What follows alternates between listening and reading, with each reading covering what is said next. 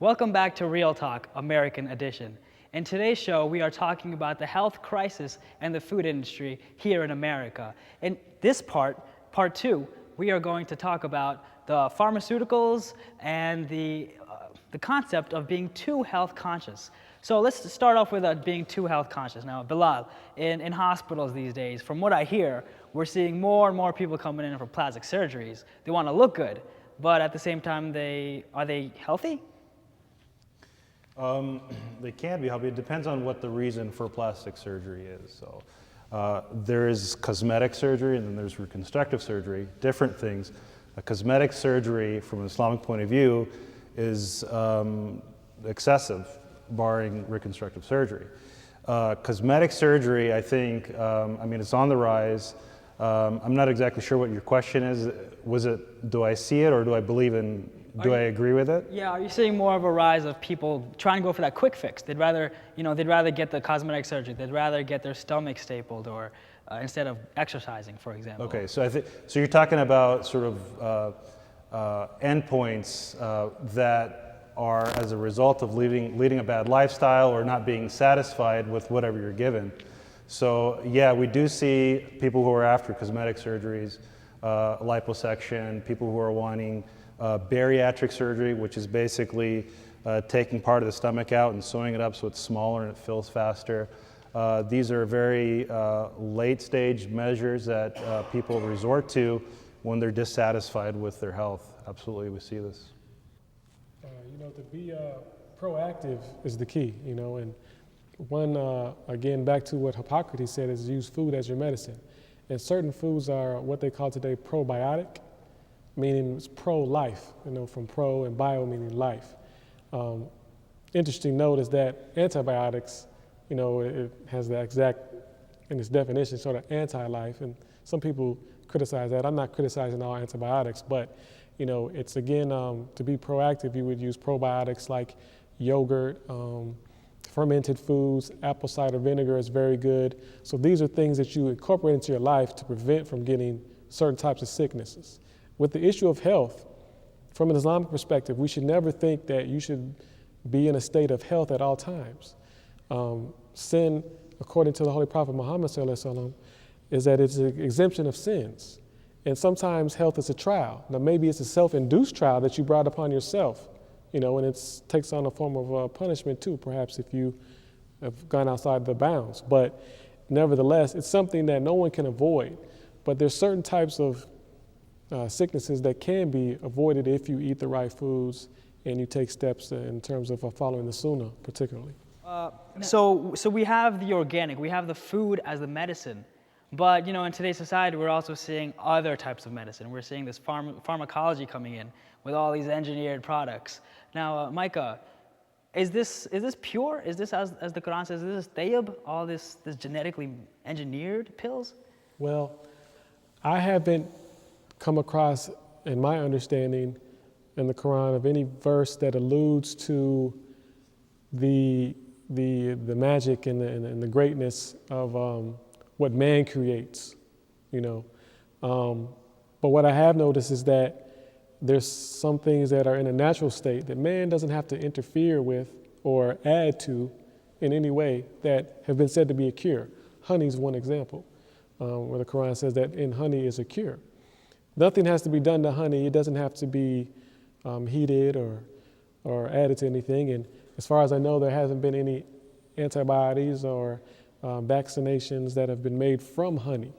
But still, God has given man knowledge to explore the earth and to find mysteries and maybe treasures. So in that same breath, when I was reading recently that some of the early Muslims from Turkey had helped develop some of the first vaccines, in terms of where you take a small, at the time it might sound crazy, but if I said I was going to give you a disease, a small amount of it, and infect you with it, that somehow that would help you cure, and now we know that that's a good idea. Now, to take it to another level, some people today might look at homeopathy as something bizarre and crazy, but it actually works on the same principle. You take a small amount, it's so small that they say, well, it doesn't even exist, but you're still introducing it into your spirit, meaning it helps you heal. So As far as, from a Quranic perspective, I would say that there seems to be more emphasis on things in the natural state as opposed to what man can create in, say, the drug companies and these type of things. Not to say that there's not any good in it, but my personal leaning is more towards the health of the natural state of things. And again, the modern research on honey is always there, but it's not mainstream. If people knew, there's people in studies been done in Europe that have shown that honey is like 99% effective against staph infections. A lot of people that go to hospitals who get sick or whatever, it actually ends up being a result of something else, a staph infection, which wasn't what they went in for. So when they have these, food as medicine is endorsed, and there's a book about, several books about the Holy Prophet, salam, where he mentioned all types of herbs, foods, vegetables, medicine, and what they're good for and how they've been applied throughout ages. And this actually gets reinforced when you look at other traditional cultures where they didn't have some of the chronic diseases we have today. There was a man who you really should do some research on named Weston A. Price. And this man actually traveled during the early 1900s all over the world. He was a dentist by trade, but what he focused on was nutrition. And what he noticed is that when he went to these traditional societies where they had yet to start eating the modern food, there was an absence of a lot of these chronic diseases, obesity, diabetes, cancer. It was almost completely non-existent. He went to the Native Americans, he went to Australian Aborigines, he went to certain regions of Europe where people were in the mountains, and he noticed that the foods they ate were just local foods. And just by eating that, they had prevented most of the diseases that they inherently saw in the cities where the modern food was being processed. Now, they even noticed it in a family line where, take for instance, you have a Native American family where the oldest brother and sister's picture of health, but somewhere in that time frame where they had the younger kids, the modern food came in. The first thing he noticed is that they had dental problems, the dental stuff. And then a host of other things set in. So when we recognize that food is causing disease, then the cure is like food is also as a cure. Okay, so going to the audience. Now, okay, so we've had pharmaceuticals as medicine, we've had food as medicine, but apparently more people are using drugs as their medicine. Is it due to some sort of corporatization of the market? Is there some sort of corporate greed going on? Yes, Usman. More on spirituality and food. Prophet ﷺ has written Essence of Islam's, I believe I'm just paraphrasing here, but a balanced diet or a variety of meats helps you spiritually. I just want to know, Micah, could you comment on, is there anything in your research that you found that specifically helps our spirituality? Is it like eat a lot of broccoli or anything that you've come across that you could touch base on? In terms of food, or is it just balance? I think a lot of it has to do with balance, and I think a lot of it has to do with eating those foods in a natural state. To try to go really deep on some thoughts of some of the writings of Mr. Ahmed alayhi salam, is that he spoke about behind the physical, there's the spiritual. Homeopathy, the fourth Khalifa also mentioned that everything has a spiritual signature. So when you're eating the food, there's also an element that's on another plane, energy, if you want to call it. So in the process of that, when you eat a food in its natural state, you're getting it as Allah intended, the physical and also perhaps the spiritual part of it. We know from even the traditions of the Holy Prophet ﷺ that plants have a spirit, not like ours, but they have a spirit. And it's been recorded that there was communication sometimes of the saints with plants, and that there is like you could say, an angel attached to them. This is in the works of Essence of Islam, if you check it out. So with that, the connection to spirit is, if we disrupt it by processing it, it's just a theory that it cannot be proved scientifically, but that you might be disconnecting from that connection. So I would say all foods, but particularly the Quran mentions certain foods that I think are more beneficial for man than others.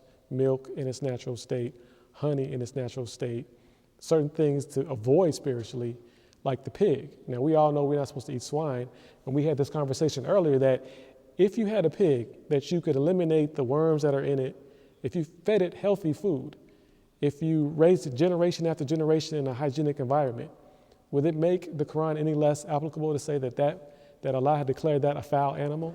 In the very essence of the word, kinzer for the pig is it's a foul animal. So there's something in its spirit related to us that perhaps we shouldn't have because it'll have an effect spiritually on us. Now, one of the things you mentioned is disruptions with the soul. One of those biggest disruptions in our day-to-day life is our sleep, and our sleep patterns are always affected. Now, Salim, you have a book out there about energy. It's called 7 Secrets of Highly Energetic People. Now, how does sleep play a factor in all of this? Sleep is vital. Just as there's a health crisis, there's a human energy crisis, there's a sleep crisis. We've forgotten how to sleep, basically. Sleep is important. That's how we rejuvenate. It's how we actually regenerate as well. We actually produce more human growth hormone, which is anti-aging, when we're well rested, in our sleep. But it's also important to get a certain amount of sleep, but at the right times. What I mean by the right times is today, because of our technology and the 24 hours, 365, we're disconnected with cycles of nature, right? In the ancients, not even necessarily ancients, but just go back 200 years, 300 years ago, or pre-electricity, we went to sleep within 2 hours after sunset. And if you practice that, try to find, it's really difficult to do today, I understand that, but if we try to start implementing techniques that we used, 200-300 years ago, we're going to see a vast improvement, and it's going to be quick, it's going to be all natural in our health, right? But sleep is vital for obesity. Sleep is vital for emotional health, spiritual health, you name it, anything you want to look at. It's how we rejuvenate, and it's so important to have that. Now, Bilal, your job is to put people to sleep, and hopefully they wake up. Do you see some people perhaps growing dependent on the anesthesia that you give them, or do you actually have to see people getting the Ambien and the other sleep medications? Yeah, the second thing we see a lot, the addiction to anesthetics and narcotics is another problem, and maybe a different discussion, but as a society we've become dependent on aids for sleep in large part because, as you've been articulating so well, that our lifestyle prohibits us to have a sort of natural pattern. And this is a real serious issue because the very architecture of our society is rigged to destroy any kind of natural pattern. We're expected to take work home, to work at home. Sometimes mothers are taken outside of the house and having to work at home, which translates into other issues because they're not home cooking anymore. So the mother's not at home cooking perhaps because they have to work, and then you end up having to pop in something in the microwave and have fast food at home. So back to your question about sleep, I think it's very crucial. Physicians here in the United States kind of recommend 6 to 8 hours. I have noticed that needs and requirements for sleep do vary quite a bit, individual to individual. So you need to kind of proceed with wisdom with that. Now, from the audience, any comments on the sleep patterns? And Danish.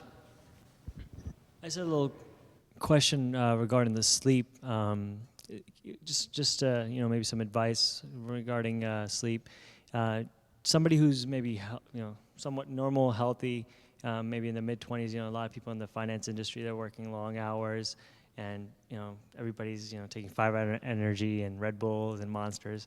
Can they possibly see long-term damage if they're getting 4 to 6 hours of sleep daily, even for a few years? Can they be harming their future in any way? Yeah, absolutely. Because what you do tonight, your choices today are going to affect you tomorrow, right? Based on what you just had for dinner is going to affect how you wake up and feel tomorrow. So if you've got Red Bull in your system that's keeping you awake because you've only had 4 hours of sleep, or 4 hours, right? You said, right? 4 to 6 hours of sleep. The long-term effects is the way this works is if you're on that cycle of 4 hours of sleep, there's something you're doing in the next day to wake you up. to give you the energy and the vitality that you need, right? So you're complementing that need with caffeinated drinks, sugary foods, other forms of stimulation. Light is a stimulant, right? So if we're on our laptops, I worked in the IT field, so I can relate to this. I'm on my laptop, VPN'd in on my network, 2 o'clock in the morning, checking my network to make sure everything is up and running. That light stimulation has an effect on our eyes, on our retinas, and that signaling goes back to our brain. It literally has our brain thinking we're still in daytime hours. So from what I've read, you shouldn't even be around electronics in perhaps the last half hour of when you're supposed to go to sleep. So now that we've reached the conclusion of the show, a terrific show, from our panelists, Bilal, starting with Bilal, just quick wrap up, closing thought on the whole issue of the health crisis in the food industry. So I think globally speaking, obviously the country's in a state of turmoil in terms of health crisis and access, real important. But I guess what I think the perspective we need to have in mind is that health industries come and go, governments come and go, politics, all this comes and goes. What stays is basically the essential principles taught to us by Islam. And the Holy Prophet said something wonderful, just really elegantly. He said that I only eat when I'm hungry, and I stop eating when I'm actually still hungry. And because of this, I rarely need to see a physician. Just beautiful message, and I think it reminds us that the body needs to stay pure in order for the soul to stay pure. Salim? Yeah, I mean, I very well said. I think we are in a state of crisis, and there's so many elements that make it that way. The last thing I think I probably want to have you guys left with is really the big thing that we need to do is to express ourselves. Share that you want a healthier lifestyle for yourself, for your family, for your generation. Share that in your community today. Share that with your politicians. Call them up. Share that with your wallet. Vote with your wallet with the choices that you make. Whether if it's the healthier fast food options or the CSAs or the community supports agriculture environments and things like that. But say something. But at the very underlying thing, if you're about to go ahead and take on a health initiative, as I like to call it, get yourself into a support system where someone is going to be a stand for your goals and what you want to achieve, because having that underlying support is going to be really, really key and fundamental. Support is key. And Micah? Your health is in your hands, but even more so, it's in Allah's hands. So never underestimate the power of prayer. And to be proactive, the prayer, Rabbi Zidni Ilma, oh Allah, bless me with knowledge, is your step to higher understanding for yourself and your family. And I want to say Jazakallah to my panelists, to this very esteemed audience. And today we heard a lot of great discussion from these panelists and the audience. But don't forget, you can add to the conversation as well on our website, www.mta.tv/realtalk. You can email us directly at realtalk@mta.tv, or you can follow us on Twitter for the latest updates and news. And if we all do a little something, we can all have a lot of change. That's all the time we have for these real issues, real views, and real stories. This was Real Talk. Assalamu alaikum.